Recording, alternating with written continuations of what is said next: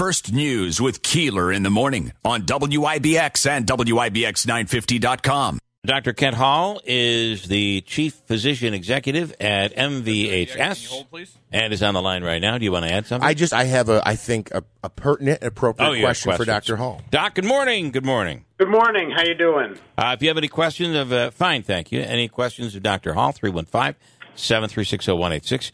And we are in the middle of there are a lot of people asking a lot of questions. Finally, yesterday, after the state, and we've learned that it was the governor's office that told the health department not to issue guidance on going back to school, but now the state ed department, because they were hearing the screams from schools around the state. Yesterday, state ed gave guidance. There's a story up on our website about that right now, WIBX950.com. It includes guidance that recommends in high concentrated areas of COVID-19, and Herkimer County, Oneida County Herkimer definitely, Oneida County is close, if not there, would qualify. They're saying sports like football and wrestling, any high-contact sports, should be canceled for this fall. And masks should be worn. Doc, this is a tougher sell than it was a year and 6 months ago.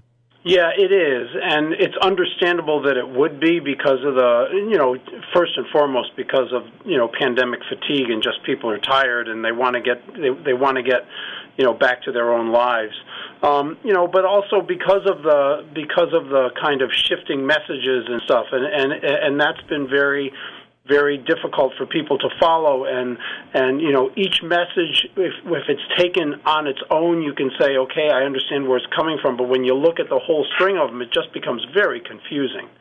So I can understand where the state education department is coming from, especially as it relates to, certainly as it relates to the masks in schools, and when you're talking about, those kind of, close contact sports like football and things like that, and we're talking about a population that is not vaccinated for the most part because they cannot get the vaccine. Now, some of them are certainly older than 12, but not all of them.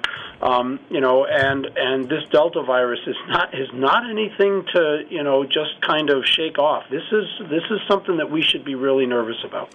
Doc, I want to ask. I was thinking about this the other day. I've received both shots, so I'm, quote, fully vaccinated. But with this new variant infecting some people who are, quote, fully vaccinated, and with some people being recommended to get a booster shot, if you will, is it appropriate, accurate to say that I'm, quote, fully vaccinated? So it is accurate to say you are fully vaccinated. I can't say that because you are fully vaccinated that you are completely immune. Those are two different things. But yes, so the vernacular would be that you are fully vaccinated. The good news is that with the vaccines that we are currently using, the safety or the ability of anybody who is fully vaccinated to withstand significant disease. So significant disease is, needing to be in the hospital, needing to be in the intensive care unit and or dying is significantly less. It is still not zero, but it is significantly less. So remember that, there are some people whose immune systems, for whatever reason, simply will not respond to a vaccine. That's not just true of this. That's true of, the measles vaccine or the chickenpox vaccine. That's true of, and it's not easy to know, who they are. Then there are others who because of their immune system or because of other diseases that they have or because of medications that they take, their immune system is not as readily active. And for those are the ones that the FDA is currently saying that should be getting a booster shot. Let me also ask, is there some people are saying that they won't take the vaccine because it's still not FDA approved. How long before that could happen?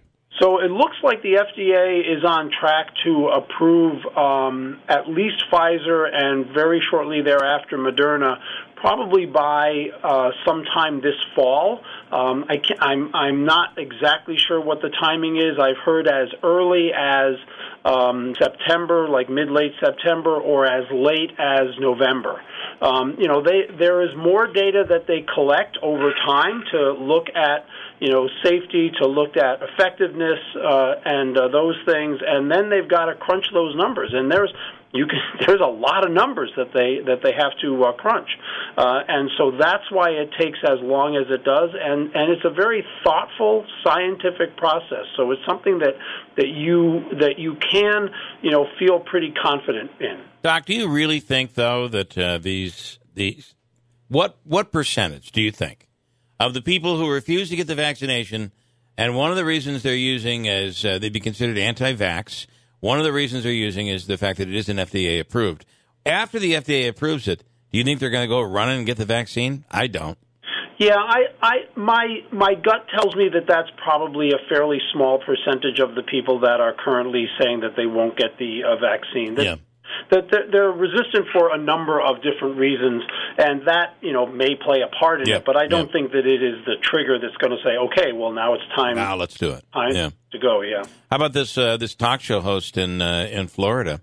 What's his name again? Dick Farrell. Dick Farrell, who is now the late Dick Farrell, who was anti-vax, anti-COVID, anti-Fauci. It was a big scam. The whole thing was overreacted. And maybe we did overreact by shutting everything down, but we didn't know the virus when it first came out. Still, telling people not to get the vaccine changed his mind. It was just in the last 2 weeks has been telling friends he was wrong. Please get the vaccine. He was messaging them from the ICU, and this week he died. Yeah, so there are a lot of stories like that out there. Yeah, there are a number that you. I've read a number of those stories of people that have got the vaccine, who didn't get the vaccine and were very resistant to it. Ended up getting very sick. Some of them dying, and they told their friends, or their families have told their friends, "Hey, this is nothing to sneeze at." So that's kind of goes to what I've been talking about for a while, which is that, I think individuals should talk to individuals that they know and go reach out to people who are hesitant, understand why it is that they're hesitant, and try to talk to them, and in an empathetic way, so that we can actually change the mind. That takes a long time. It's not something that I'm saying that is going to change people's minds. It's got to be someone that you know and that you trust on an intimate, personal level. Are you talking to me, Doc? Are you specifically telling me to be more empathetic when I try to convince people that the vaccine is the right way to go? I think that empathy is always a good thing. I'm not talking to any one individual. I'm talking to everybody. I'm also paranoid when I sit in church. I always think the priest is talking about me. I know they're always talking about me. I'm always worried the roof's going to cave in when it goes. Yes, just by walking in, Andrew. Okay. Ooh, boy. Okay, I have a few questions here. Harry is in New Hartford with one of those questions. Harry, good morning. You're on the radio with Dr. Kent Hall. Good morning, Bill. Dr. Hall, as far as the efficacy, I think the Moderna has the greater efficacy with the Delta variant. But I read a report yesterday where researchers were saying the booster could increase the Pfizer efficacy like up a multiple of 10 times, maybe up to 100 times the antibody level of what it currently is just with the 2 shots. Your comment on that? Harry, I'm going to hang up and let Dr. Hall take that one, okay? Okay. All right. Doc, what do you think? Yeah, I've been reading those reports also, and what they're looking at there is, and Harry's exactly right, what they're looking at there is the antibody level. What we don't know is, does that translate into actually increasing the effectiveness to keep people from getting sick? So that's what we call a surrogate marker. Some people would say, well, obviously, if you've got more antibodies, then it's going to protect you better. But the reality is that once your body gets exposed to it, if your immune system is already primed, then your body responds very quickly. And so it's unclear whether that higher antibody level coming right out of the starting gate is really going to add any significant protection. You remember when the recommendation from the CDC came out that masks should be mandated outdoors or indoors for certain counties with a high level of COVID infections? Mm-hmm. It started out where there were, I think, 18 or 19 different counties in New York State. Then it went up to close to 30. We're now, as of just today, 54 counties in New York State have a high enough number of positive cases where masks are being recommended by the CDC. Yeah, this is coming back, and it's coming back, a lot because of the Delta virus, the Delta variant. So I fully support that. I know that it's uncomfortable and that it's not what people want, but I kind of get that. Can you give me one of those unmasked my child signs? I want to put it in my front yard. Not. Give me a break. I'm sorry. Are masks going to hurt children? No, masks are not going to hurt children. Now, there is some. Checking. Now, to be fair, there is some interesting thought. I haven't seen any real data to support it, but I have heard some interesting thought that the inability to read people's faces may have some impact on especially younger children in terms of, not so much in terms of long-term development, because obviously we don't know that, but, in terms of, understanding communication and, things. Yeah. So I don't know what that means, but, that there is a theory out there that I think we should really look at to make sure that we're not missing something and that we should, take that into account. There is a mask out there that is, I think, like translucent or I've seen them. Where it shows you the facial expression. Yeah. It does look a little weird. Okay, Bill, please ask the doctor. This is from Roger. If older parents have shots and have had, with numbers going up, should they skip dentist appointments or any type of appointments that are not necessary and reschedule them after the numbers go back down? Good question. So I'm all for people getting the health care that they need in an appropriate manner, and I believe that dental care and dental prophylaxis is a part of health care. I also know that certainly the dentist offices and all the personnel there wear appropriate masking and things like that. I don't, at this time, if you're fully vaccinated, I would not necessarily forego that. All right. Spoke with a friend in Houston yesterday who said, we are a mess here. It is right back to where it was at the peak. He said that hospitals and clinics are back to setting up outdoor facilities and are being overrun again with this new variant of COVID-19. Florida is in the same boat. It does give you a bit of an indicator as to what we could expect, right?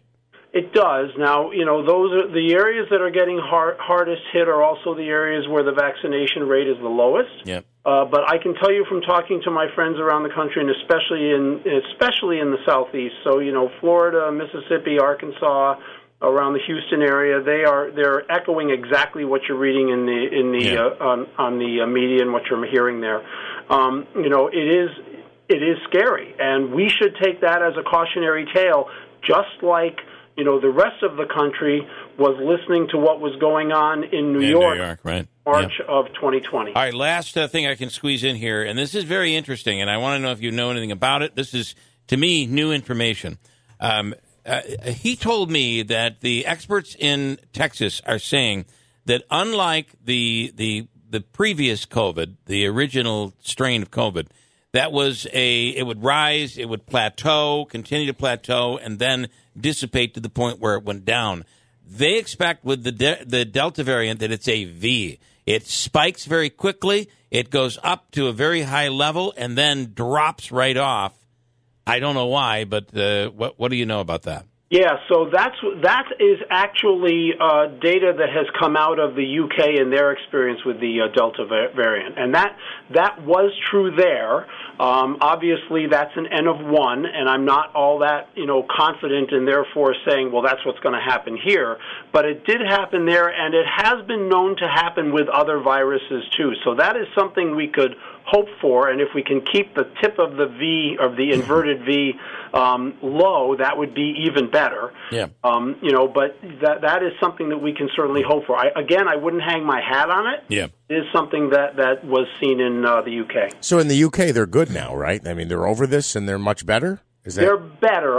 Good is a relative term. I would say that they're certainly doing better than they were back. I think it was a month and a half ago or something like that. Yeah. Doc, we appreciate it. Have a very great weekend. Thank you, everybody. Please be safe and enjoy the cooler weather. Yeah, it's coming. Thank you so much.